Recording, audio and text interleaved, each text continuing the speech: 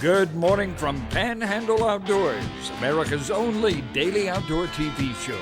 Your source for fishing, hunting, and information for folks who enjoy the great outdoors. Now sit back, relax. It's Panhandle Outdoors.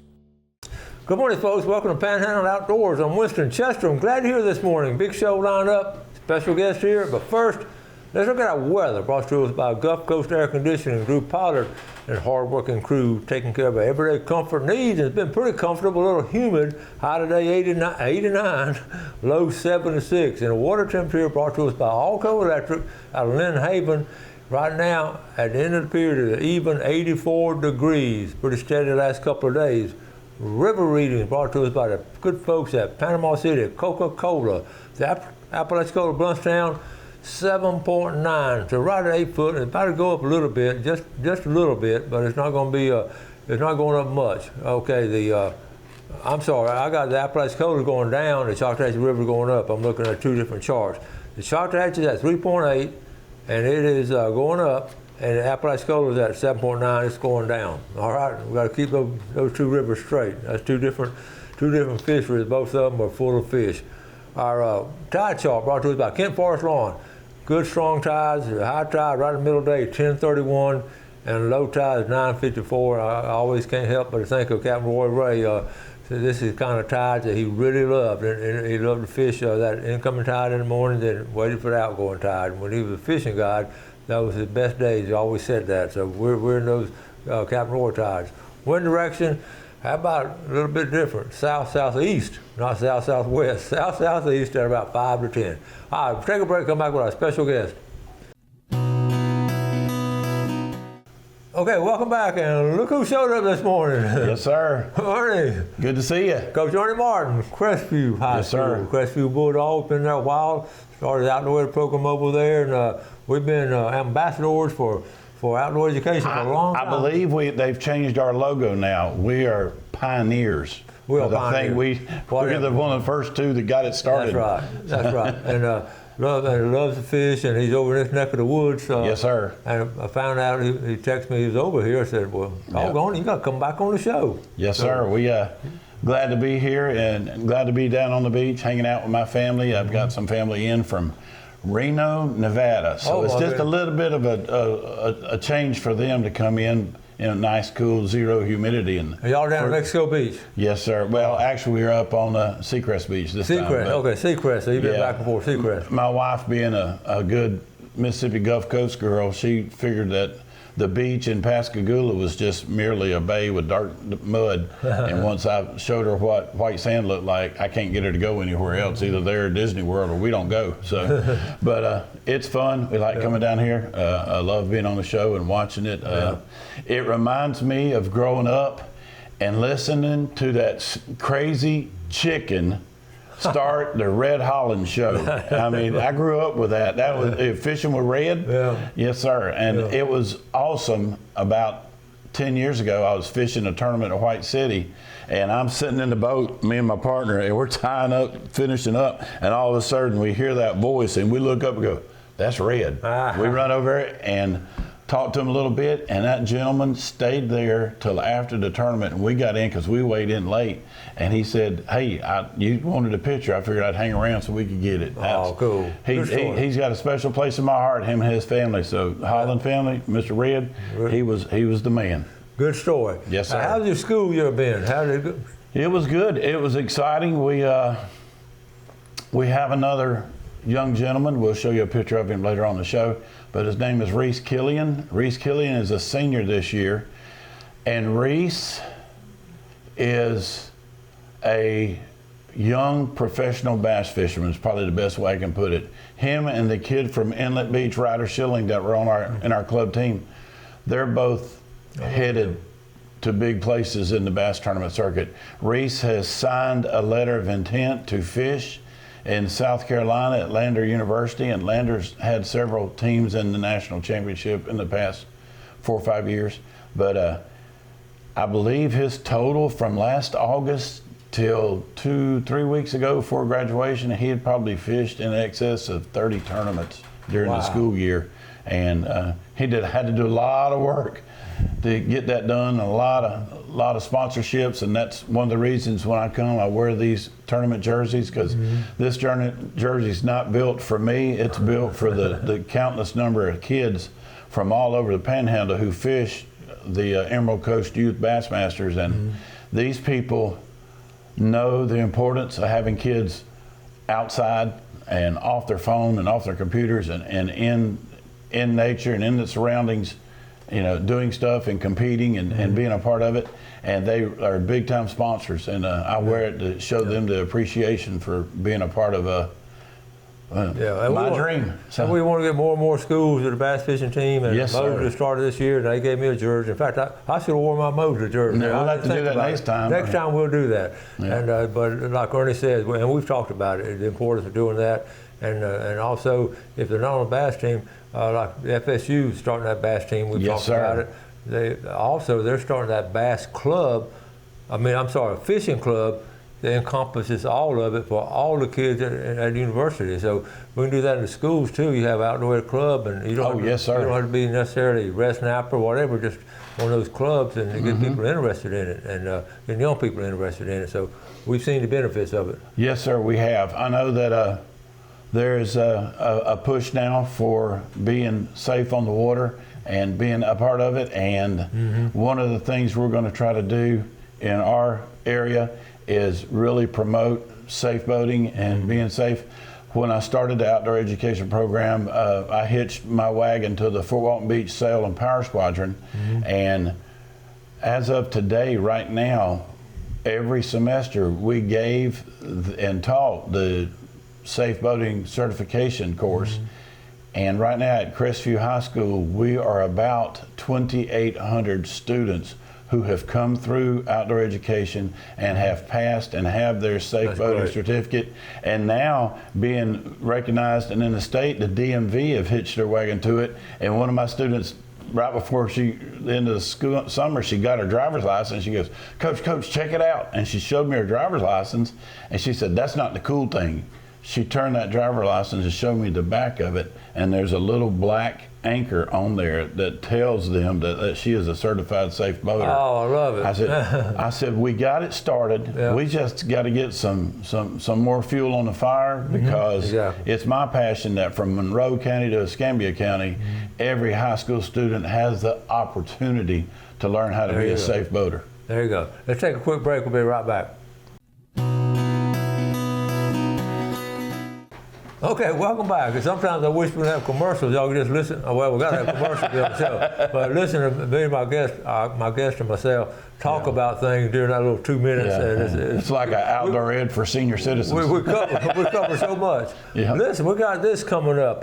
Yes, sir. Talk about this Good Old Boys. Good Old Boys tournament. Andre and David, both former fishing partners of mine, they kind of found it, and we started fishing together. And it's kind of funny because when I fish with them, Andre and David, let's say they're not as big as I am. I mean, they didn't play football as long as I didn't do all the working out, I guess. But when I fished with David, it was the team of David and Goliath, because I was a lot bigger than David. And then when I fished with Andre, it was Andre and the Giant. But, had a lot of good times, fished a lot, won a lot of championships. Dave and I fished several of the Media Bass Championships. Fished a big tournament down here out of Howard's Creek, and had a good time. But they're putting on a tournament, and it's got a really neat format to it. You go to the Highway 81 General Store that morning, you register, and you declare what boat ramp you're going to, and they give you the boundaries. You can launch at either one. And then they have gotten with the 81 store there in Bruce, and they're going to have a tank for the fish. So they'll be able to weigh the fish in, put them in the tank, and they'll take them back and live release them. They think they've got something going on that's going to be really good. And from the first, they're going to do it a few test tournaments. This is one of them, Saturday. I like the format, and it kind of leaves you a little bit on the honor system to go where you're supposed to go. But you can fish like from Cedar Creek to Black Creek, anywhere on Chattahoochee River. Pick one of them places, go launch, but you got to be back at the store at the time to weigh in your fish. Yeah, but I like the idea. It's got a good concept to it, and they're really working on bringing in a lot of good sponsors. That's cool. Because I think this format is going to be a precursor for things to come. That's a good idea. It really is. It's just that's almost like the old school where the bass tournament that really started, sort of at a little baked tackle store. Yeah. But also now, if you saw the hot biscuits are available. Yes, sir. That's a draw right there. That guy at the grocery store, he's sitting on a gold mine now. I'm telling you. Okay, and you Black Creek area, man, that's some great areas to fish. Yep, So y'all sure check is. it out. I'm going to be down at the Sea Quarters tournament, so you're going to send me some pictures later on? Yes, sir. And Yes, we'll sir. cover it. Okay, this next picture here, tell us about this one. All right, that's the young man I was speaking to you about. This is Reese Killian. On his 1 week of vacation before he gets cranked back up fishing, he is the one that signed a scholarship to fish at Lander University in South Carolina.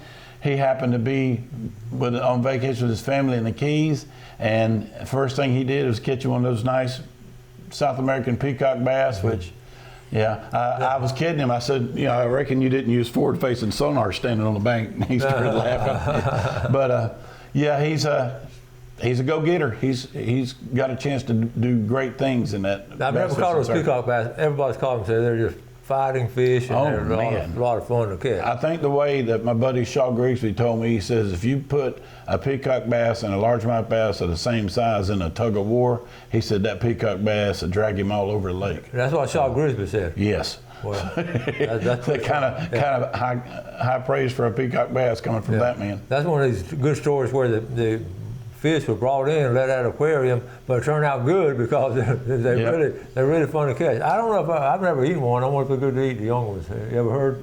I don't know either. Okay, this next picture. Check this one out here. Tell us about this. That's another one of those guys. That is the butterfly peacock bass. One of the gentlemen down there with him caught. Same, I guess, just a different strand of peacock bass. That's interesting. It looks almost like a redfish spot in a way. It does. It does.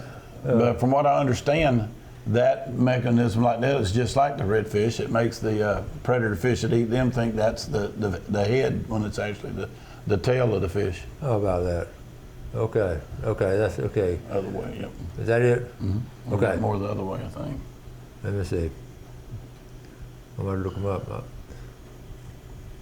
Okay, I will look them up during next break and all.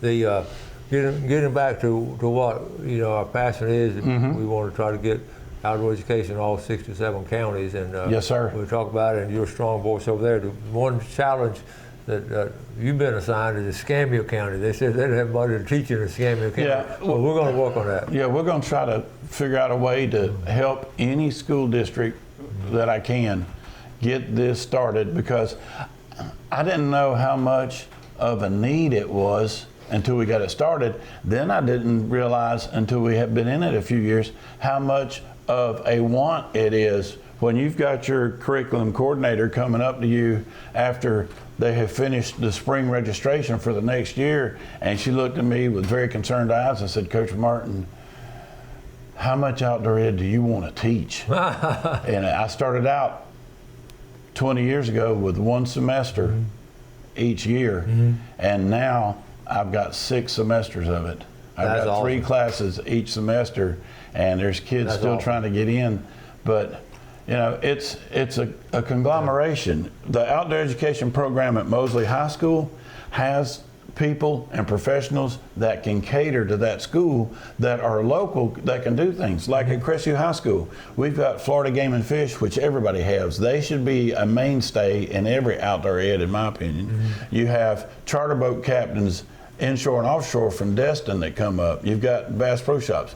You've got semi-professional and professional bass anglers. We've even had my good friend Shaw Grigsby on his way to a tournament in Louisiana. He says, hey, I got this day at this time, can we swing it? And I called my principal and the assistant superintendent, and we filled up half of Jack Foster Stadium in Crestview. I was doing it for my class, and just so happens 500 people showed up. That's a win-win. It was a win-win, but you can get this started. I mean, if you live in the middle of the piney forest, guess what? You can take a push pin and stick it on the top of your school, and within 100 miles, you're going to come across a navigable body of water. So safe boating can be taught anywhere, whether you're canoeing in a creek, or you're headed out St. Andrews Bay, or you're 60 miles out in the Gulf of America. It has a purpose, and it is desperately needed in this state. No, that's true. And Wendy is really working hard on it in Gulf County to get in Gulf County next year. And like Weewall and Franklin County had it, and I don't know how it's going down there. We have Santa Rosa, Okaloosa, Walton County, and then we come into Bay, and it's taking off down the coast. And I'll tell you right now, my name's Ernie Martin. I'm at Crestview High School. If you're trying to get an outdoor education program started, find my email on the Crestview High School website, email me, and let's get it rolling. It's that important for he and I to talk about it every time I come down here. That's right. It is a passion. It is needed. It's part of our culture and heritage. When you start looking at just where the Constitution started when it was in Port St. Joe, I mean, the history of how our people made a living. Preach it, Ernie. You're doing great. All right, let's take a break. We'll be right back.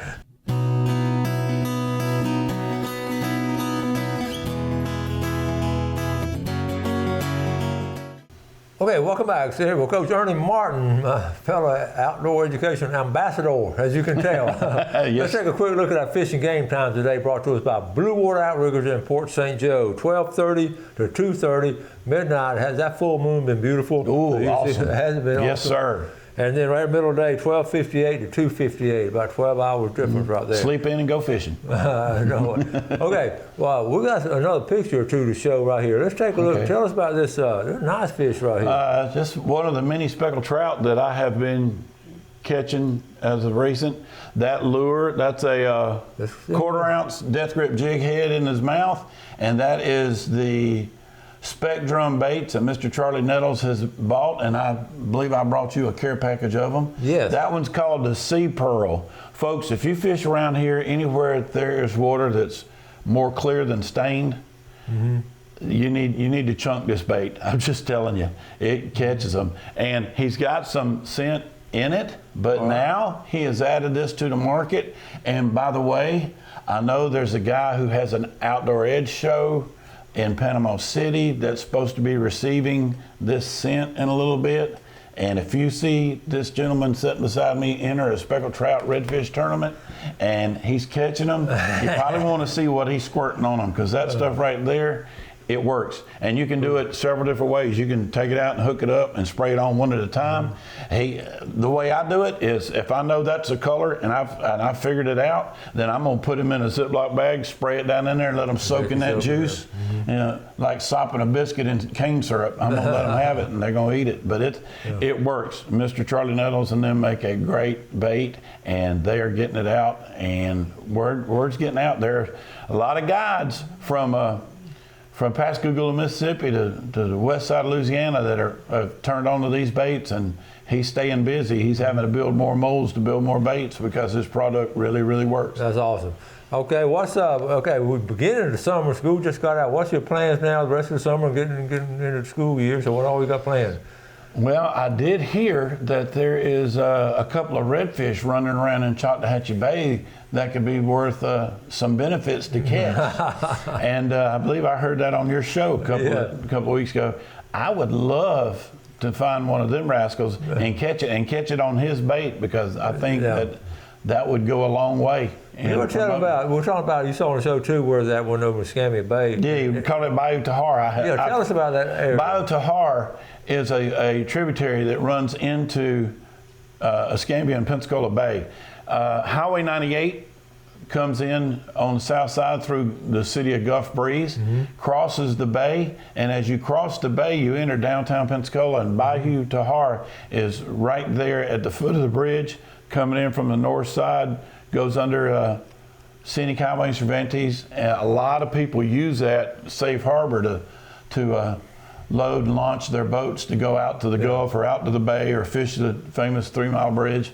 And it is a good body of water, and it was nice to see that one of those tagged redfish are hanging around up there. Yeah, and it's even nicer that the guy released it and didn't pull the tag. That gives me a chance. I know. Listen, the fishing guides. I know the fishing guides around this area here, but that far west, I don't know that well. What are those fishing guides in Pensacola Bay and Escambia Bay? Where do they sort of concentrate on? Do you see them go? Pensacola Bay is a little bit different and unique as compared to the Choctawhatchee Bay over closer to Destin.